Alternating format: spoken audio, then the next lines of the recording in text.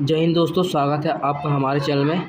इस वीडियो के माध्यम से मैं आपको बताना चाहता हूं, जैसा कि मैंने इससे पहले एक वीडियो बताया था और बताया था कि हम लोग क्लास 6 से लेकर 10 तक की जो एनसीईआरटी बुक्स है उसको हम लोग स्टार्ट करने वाले हैं।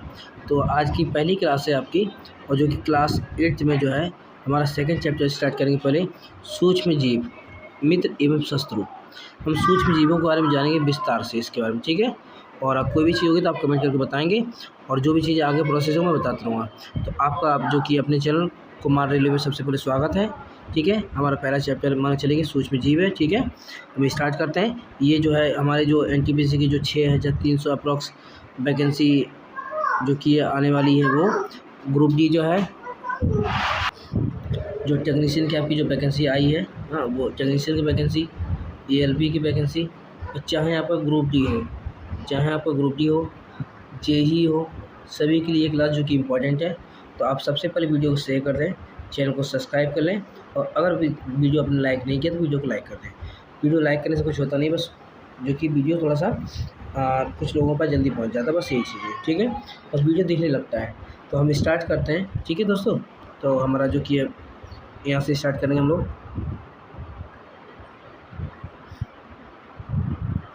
देखिए, यहाँ से हम लोग स्टार्ट कर रहे हैं अच्छे से।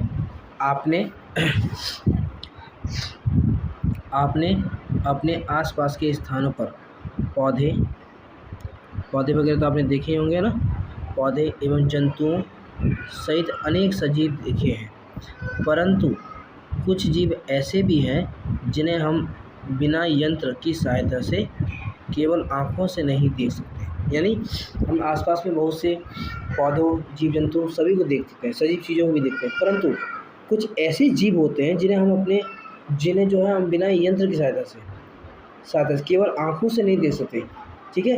इन्हीं को क्या बोलते हैं? इन्हीं को सूक्ष्म जीव कहते हैं, ठीक है। उदाहरण के लिए आपने देखा होगा कि वर्षा ऋतु में नम ब्रेड रोटी सड़ने लगती है तथा इसकी सतह पर सफ़ेद काले धब्बों से ढक जाती है। इन धब्बों को आवर्धक लेंस की सहायता से देखिए, आपको काले रंग की गोल सूक्ष्म संरचनाएं दिखाई देंगी। क्या आप जानते हैं कि ये संरचना क्या है, ये कहाँ से आई? तो हम आगे पढ़ने वाले हैं, ठीक है दोस्तों।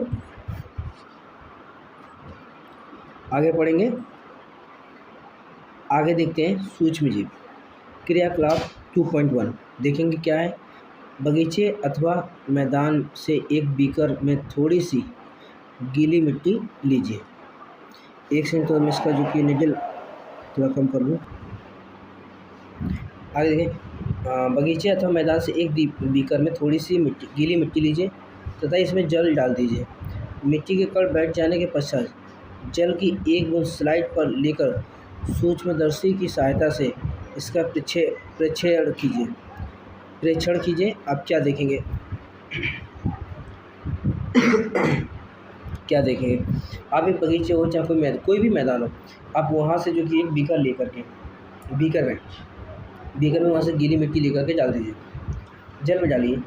मिट्टी की जो कण है वो जब नीचे बैठ जाए ना, तो जो जल की एक बूंद स्लाइड पर रख करके सूक्ष्मदर्शी की सहायता से आप उसको प्रेक्षण कीजिए, यानी उसका ऑब्जर्वेशन कीजिए। तो आप क्या देखेंगे? ये 2.1 है। आगे बढ़ते हैं। एक्सरसाइज क्रियाकलाप 2.2।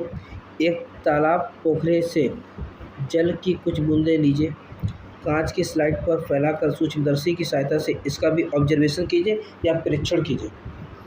तो क्या आपको सूक्ष्म जीव गति करते हुए दिखाई दे रहे हैं? ऐसा आपको ये बताना है। तो देखिए आगे हम क्या देखते हैं। तो देखिए आगे, इन प्रेक्षणों से पता चलता है कि मिट्टी एवं पानी में अनेक छोटे छोटे सूक्ष्म जीव उपस्थित रहते हैं। सूक्ष्म जीव इतने छोटे होते हैं कि उन्हें बिना यंत्र की सहायता से नहीं देखा जा सकता। इनमें से कुछ, जैसे कि ब्रेड पर उगने वाले कवक, को आवर्धक लेंस की सहायता से देखा जा सकता है, जबकि अन्य बिना सूक्ष्मदर्शी की सहायता से नहीं देखे जा सकते। यही कारण है कि इन्हें सूक्ष्मजीव कहते हैं। समझे बात को? यही कारण क्या है, इसके सूक्ष्मजीव कहते हैं। अब सबसे इम्पोर्टेंट चीज़ क्या, कोई अगर सूक्ष्म जीव का परिभाषा पूछे तो आप बोलेंगे सूक्ष्म जीव उसे कहते हैं जिन्हें हम यंत्रों की सहायता से देखते हैं या फिर बिना यंत्रों की सहायता से नहीं देख सकते, उन्हीं को हम क्या बोलते हैं, सूक्ष्म जीव कहते हैं। अब हमारा क्वेश्चन कहाँ से इम्पोर्टेंट बन सकते हैं, उनको ध्यान से हम पढ़ेंगे कि सूक्ष्म जीवों को 4 प्रमुख वर्गों में बांटा। कितने भागों में, तो बोलेंगे 4 प्रमुख वर्गों में बांटा गया है। कौन कौन से, तो बोलेंगे जीवाणु के, कवक, प्रोटोजोआ एवं कुछ शैवाल। सारे शैवाल नहीं, कुछ शैवाल। जैसे जीवाणु, शैवाल, प्रोटोजोआ एवं कवक को कुछ सामान्य सूक्ष्म चित्र 2.1 से 2.4 से दर्शाए गए। आगे में तो मैं आपको फिगर भी दिखाऊंगा, है ना, जीवाणु के, कवक के, प्रोटोजोआ या शैवाल के। आगे बढ़ते हैं।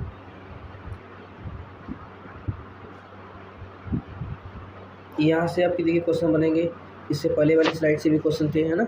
मैं आपको एनसीईआरटी एकदम लाइन बाय लाइन पढ़ा रहा हूँ आपको भाई, तो वीडियो आप शेयर कर दें, है ना। और जो भी इसके आगे प्रोसेस को मैं आपको ज़रूर बताऊँगा भाई, है ना। तो आप इसको देखें आगे। आगे हमारा ये है कि विषाणु मतलब होता है वायरस।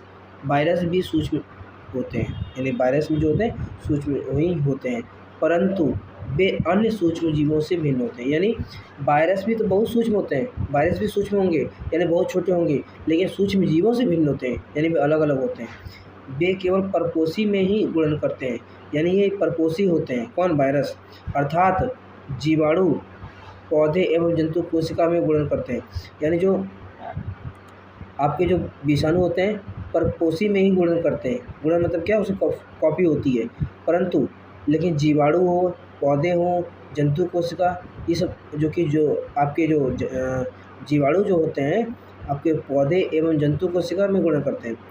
विषाणु चित्र 2.1 में दर्शाया गया है कि कुछ सामान्य रोग हैं जैसे कि जुकाम, इन्फ्लुएंजा जिसे फ्लू बोलते हैं, एवं अधिकतर खांसी विषाणु द्वारा होती है। अगर आपसे पूछे बताइए कि जुकाम और इन्फ्लुएंजा किसके कारण होता है, तो उन्हें विषाणु के द्वारा होता है।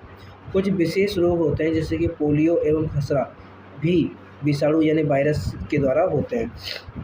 देखिए, अगर जुकाम हो, इन्फ्लुएंजा हो, खांसी हो, पोलियो एवं खसरा भी, ये सब किसके कारण होता है, ये हम बोलेंगे ये जो कि हमारा वायरस के कारण होता है।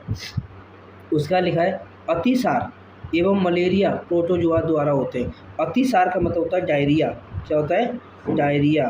क्या होता है भैया, डायरिया होता है। ठीक है, आप इस भाई इसको याद रखेंगे। अतिसार का मतलब डायरिया होता है। तो जो डायरिया हो, अतिसार हो एवं मलेरिया हो, ये सब किसके द्वारा होते हैं, प्रोटोजोआ के द्वारा होते हैं। किसके द्वारा, प्रोटोजोआ के द्वारा होते हैं। उसके बाद जैसे टाइफाइड है, क्षय रोग, टीबी जैसे मतलब ट्यूबरक्लोसिस। तो जो टाइफाइड होता है और जो क्षय रोग होता है, जो ये सब टीबी, जो क्षय रोग मतलब ट्यूबरक्लोसिस, इसे टीबी बोलते हैं, ये सब हमारे जीवाणुओं के द्वारा होता है। किसके द्वारा होता है, जीवाणुओं के द्वारा होता है। ठीक है, आगे बढ़ते हैं, जो कि अगली स्लाइड में हम जैसे फिगर देख लीजिए आप। जैसे हमारे पास ये फिगर थे, है ना, ये जैसे फिगर है, देखिए ये फिगर भाई, देखिए आपके लिए कितनी मेहनत की गई है। देखिए भाई, आपके लिए मेहनत की जा रही है भाई। अब तो चैनल को सब्सक्राइब जरूर कर लेना भाई। हाँ, आगे बढ़ते हैं। जैसे जीवाणु है, तो जीवाणु में देखिए आपका छड़नुमा जीवाणु होता है, स्पाइरल जीवाणु होता है। तो ये सब जीवाणुओं के जो क्या है, फिगर है। ठीक है, चित्र है। आगे बढ़ते हैं, आगे और भी फिगर दिए हुए हैं। ये देखिए, इसमें क्या आपके फिगर देखिए, ये सब एकदम आपके लिए एनसीईआरटी फिगर, कितनी मेहनत की गई है भाई। देखिए, जैसे शैवाल है, तो शैवाल के जैसे क्लेमाइडोमोनास या स्पाइरोगाइरा, ये दोनों क्या होते हैं, शैवाल होते हैं। क्या होते हैं, शैवाल के अंतर्गत आते हैं। आप इसको बात याद रखेंगे। और जो आपका अमीबा हो गया, आपका जो पैरामीशियम हो गया, ये सब कैसे होते हैं, ये सब प्रोटोजोआ के अंदर आते हैं। किसके अंदर आते हैं, प्रोटोजोआ के अंदर आते हैं। ठीक है, आगे बढ़ते हैं। आगे में क्या है, आगे देखिए हम कवक के बारे में, आगे हम देखेंगे कवक के बारे में। और कवक के बारे में देखिए, ये कवक के बारे में ये देखना फिगर में। देखिए आपके लिए भाई बहुत मेहनत की गई है ना। तो वीडियो को जो कि पहले शेयर कर दें, चैनल को सब्सक्राइब कर लें और अपने दोस्तों को जरूर इसको शेयर करें वीडियो को। देखिए राइजोपस, जिसे ब्रेड मोल्ड बोलते हैं, एक पेनिसिलियम होता है, एक एस्परजिलस होता है। ये जो तीनों ही आपको मैंने जो नाम बताए हैं, ये कवक के अंतर्गत आते हैं। आप जो कि इस सबको भी याद रखेंगे। ठीक है, आगे बढ़ते हैं। हैं। आगे देखिए विषाणु का फिगर होगा आपके पास, ये देखिए वायरस का। अब एक वायरस का फिगर मैं आपको दिखाता हूँ, है ना भाई, ये देखिए ये वायरस का। तो वायरस का देखिए जो कि किस तरह का वायरस होता है। तो ये हमारा जो फिगर है वो किसका है, वायरस का चित्र है यानी फिगर है। ठीक है, आगे बढ़ते हैं अगली वीडियो में। है बस ये था आपके, मैं फिर से एक बार रिवीजन करा देता हूँ। फिर से मैं आपको रिवीजन करा दूँ कि यहाँ से आपको मैंने क्वेश्चन बताया कि विषाणु वायरस भी सूक्ष्म होते हैं, परंतु ये अन्य सूक्ष्म जीवों से क्या होते हैं, भिन्न होते हैं। ये केवल परपोषी में ही गुणन करते हैं, यानी जो परपोषी होते हैं सिर्फ उसमें ही इनकी गुणन प्रक्रिया होती है। ठीक है, आप इसको याद रखेंगे।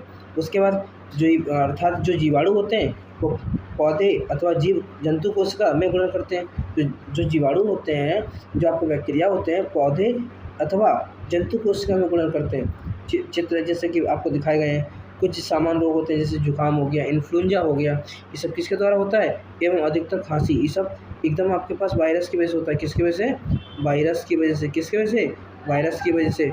उसके बाद कुछ विशेष रोग होते हैं जैसे पोलियो हो गया, क्या हो गया, पोलियो हो गया, है पोलियो हो गया, खसरा हो गया, पर ये सब किसके द्वारा होते हैं, आपके ये भी विषाणु के द्वारा होते हैं। अतिसार, अतिसार मतलब जैसे डायरिया, मलेरिया, ये सब किसके द्वारा होते हैं, प्रोटोजोआ के कारण होते हैं। उसके बाद टाइफाइड हो गया, क्षय रोग हो गया। टाइफाइड क्षय रोग मतलब होता है ट्यूबरक्लोसिस यानी टीबी। तो ये सब किसके द्वारा होते हैं, ये हमारे जीवाणुओं के द्वारा होते हैं। किसके द्वारा होते हैं, जीवाणुओं के द्वारा होते हैं। ठीक है, तो दोस्तों आज के लिए बस इतना ही रहने देते हैं।